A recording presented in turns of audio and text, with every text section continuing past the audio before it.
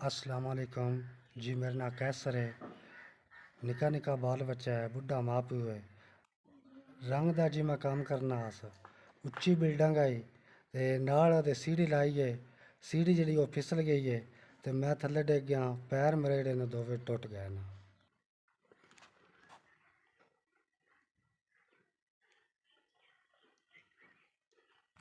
दिहाड़ीदार जी बंदा अस दिहाड़ीदार बंदे को की होंदा है, कुछ भी नहीं होंदा।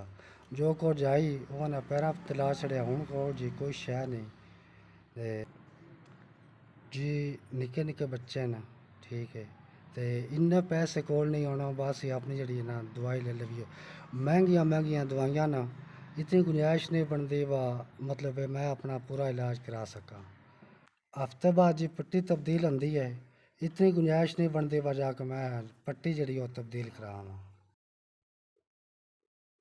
मेरे वीरों अल्लाह पाक ज़ात तुहानू खुशबाद रखे। तुहाडा दित्ते 5000 रुपया जेह्ड़ा ओह् मैनू मिल गया है। मेरे वीरों इंशाअल्लाह जवानियां मानो। अल्लाह पाक ज़ात तुहानू खुशबाद रखे। अल्लाह पाक ज़ात तुहानू चोखा देवे। अल्लाह पाक ज़ात तुहानू इंज तौफीक देंदा रहे। सोहना मालक तुसी गरीबां दी हेल्प करदे रहो। मेरे वीरों मैं मजदूर बंदा आस, रंग दा काम करदा आस। सीढ़ी लाइए 1 घंटा काम किया है। 1 घंटे तो बाद सीढ़ी हेठों फिसल गई है, मैं थल्ले गिर गया। पैर मेरे दोवे टुट गए ना।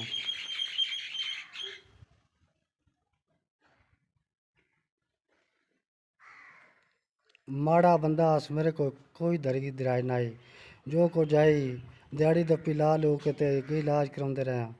हूँ मेरे को इतनी भी गुंजाइश नहीं पर मैं मतलब पट्टी जड़ी है चेंज करा लवां। तुहाडा भला होवे जेड़ा 5000 रुपया गलिया है, इहदे नाल मैं कोई पट्टी लवा लवांगा।